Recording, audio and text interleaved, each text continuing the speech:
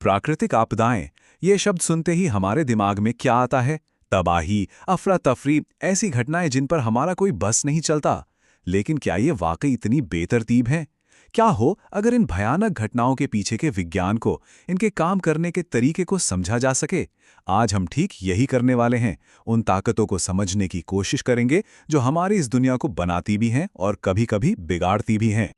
जरा सोचिए, एक बड़ा भूकंप, उसकी ताकत 10,000 से भी ज्यादा परमाणु बमों के बराबर हो सकती है। हाँ, ये आंकड़ा सुनने में तो काफी डरावना लगता है ना? लेकिन यहाँ हमारा मकसद डरना नहीं बल्कि समझना है। क्योंकि देखिए, जब हम इन जबरदस्त ताकतों के काम करने का तरीका समझ जाते हैं, तभी हम इनसे खुद को बचाने की बेहतर तैयारी कर पाते हैं। तो आज का हमारा सफर कुछ इस तरह रहेगा। हम शुरुआत करेंगे पृथ्वी के बिल्कुल अंदर से, फिर देखेंगे कि हमारे ऊपर यानी वायुमंडल में क्या हो रहा है, और आखिर में ये भी समझेंगे कि इस पूरी कहानी में हमारा रोल क्या है और कैसे विज्ञान हमारी मदद कर सकता है। तो चलिए शुरू करते हैं हमारी यात्रा जमीन के मीलों नीचे से। यहाँ एक ऐसी ताकत काम कर रही है जो बहुत धीमी है, लेकिन उसे कोई रोक नहीं सकता। एक ऐसी ताकत जो धीरे धीरे पहाड़ों को खड़ा करती है और महाद्वीपों को अपनी जगह से हिला देती है। ये सब होता है प्लेट टेक्टोनिक्स की वजह से। इसको ना ऐसे समझिए जैसे एक उबला हुआ अंडा है और उसका छिलका कई टुकड़ों में टूट गया हो, और वो सारे टुकड़े अंडे के अंदर के हिस्से पर धीरे धीरे तैर रहे हैं, खिसक रहे हैं। बस हमारी धरती के नीचे भी ठीक यही हो रहा है। ये बड़ी बड़ी जमीनी प्लेटें लगातार हिल रही हैं, और बस यही एक चीज हमें भूकंप से लेकर ज्वालामुखी तक सब कुछ समझा देती है। भूकंप ना कभी भी यूं ही अचानक नहीं आ जाता। ये तो असल में हजारों सालों से जमा हो रहे तनाव का नतीजा है। देखिए, होता क्या है, दो प्लेटें पहले एक दूसरे में फंस जाती हैं, लेकिन नीचे से तो दबाव बन ही रहा है। तनाव बढ़ता जाता है, बढ़ता जाता है, और फिर एक पॉइंट पर वो लॉक टूट जाता है।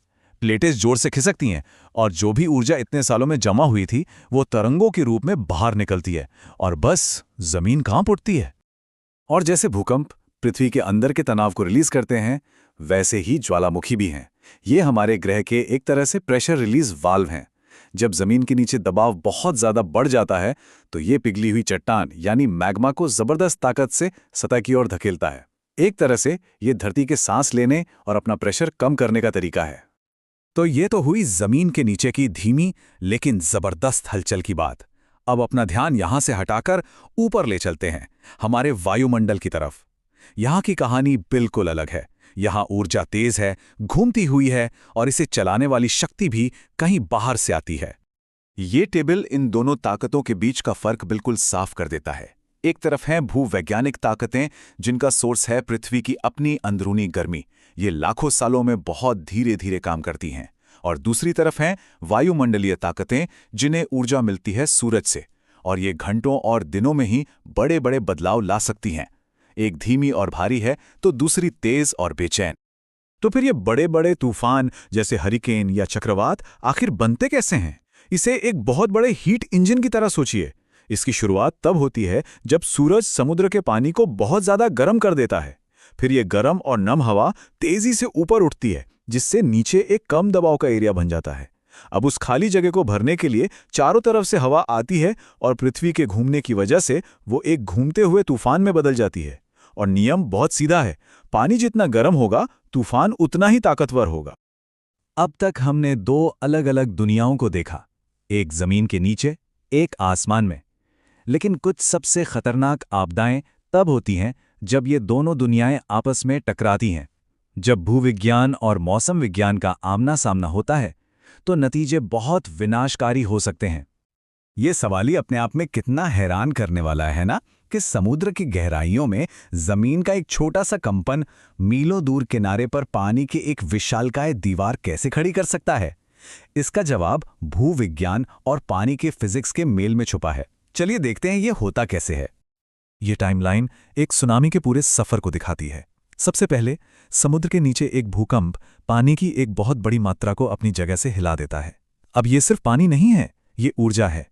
ये ऊर्जा लहरों के रूप में गहरे समुद्र में किसी जेट प्लेन की रफ्तार से सफर करना शुरू करती है। खुले समुद्र में तो शायद इसका पता भी न चले, लेकिन जैसे ही ये लहरें किनारे के पास उथले पानी में पहुंचती हैं, इनकी स्पीड कम हो जाती है और इनकी सारी ऊर्जा इनकी ऊंचाई में चली जाती है, और ये पानी की एक विनाशकारी दीवार बन जाती है।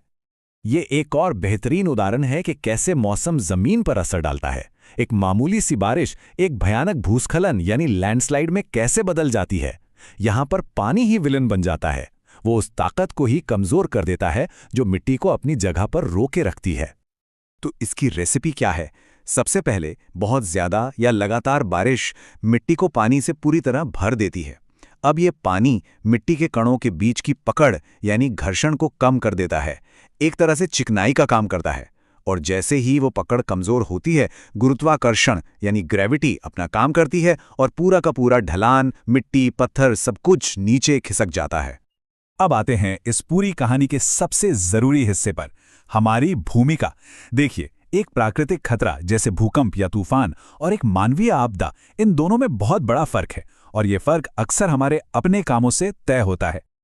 हम कई बार अनजाने में ही खतरों को बढ़ा देते हैं, जैसे जंगलों को काट देना जो मिट्टी को पकड़ कर रखते हैं, या फिर उन जगहों पर बड़े बड़े शहर बना देना जहां हमें पता है कि बाढ़ आ सकती है। हम नदियों के रास्ते बदल देते हैं, जमीन को कंक्रीट से ढक देते हैं जिससे बारिश का पानी जमीन में जा ही नहीं पाता। ये सब ऐसे फैसले हैं जो एक आम सी प्राकृतिक घटना को एक भयानक मानवीय त्रासदी में बदल सकते हैं। ये एक लाइन ना सब कुछ कह देती है। खतरा प्राकृतिक है, आपदा नहीं। इसका सीधा सा मतलब यह है कि कंट्रोल हमारे हाथ में है। देखिए, हम भूकंप को तो नहीं रोक सकते, लेकिन हम ऐसी इमारतें जरूर बना सकते हैं जो उसे झेल जाएं। हम तूफान का रास्ता नहीं बदल सकते, लेकिन हम अपने तटीय इलाकों को और सुरक्षित बना सकते हैं। तो इसका मतलब क्या यह है कि हम इन ताकतों के आगे बेबस हैं? जी नहीं, बिल्कुल नहीं। और यहीं पर विज्ञान हमारी सबसे बड़ी ढाल बनकर सामने आता है। ज्ञान हमें ताकत देता है कि हम सिर्फ घटना होने के बाद प्रतिक्रिया ना करें, बल्कि पहले से तैयारी करें। ये टेबल बहुत अच्छे से दिखाता है कि कैसे वैज्ञानिक समझ सीधे सीधे जिंदगी बचाने वाले एक्शन में बदल जाती है। क्योंकि हम प्लेट टेक्टोनिक्स को समझते हैं, इसीलिए हम भूकंपरोधी बिल्डिंग कोड बना पाते हैं। क्योंकि हम वायुमंडल की गति को समझते हैं, हम सैटेलाइट से तूफानों को ट्रैक कर सकते हैं और लोगों को समय रहते सुरक्षित जगहों पर पहुंचा सकते हैं। ज्ञान से ही बचाव संभव है। तो अंत में बात प्रकृति को कंट्रोल करने की है ही नहीं, ये हो भी नहीं सकता। असल लक्ष्य है उसकी अपार शक्ति को समझना, उसका सम्मान करना और उसके हिसाब से खुद को ढालना। तैयारी और सम्मान, इसी में हम सबकी सुरक्षा है। और आखिर में मैं ये सवाल सबके लिए छोड़ना चाहूँगा। जैसे जैसे हमारा ग्रह बदल रहा है, हमारे शहर और बड़े हो रहे हैं, तो हमारी समझ और हमारी तैयारियों को भी तो इसके साथ साथ बदलना होगा, है ना?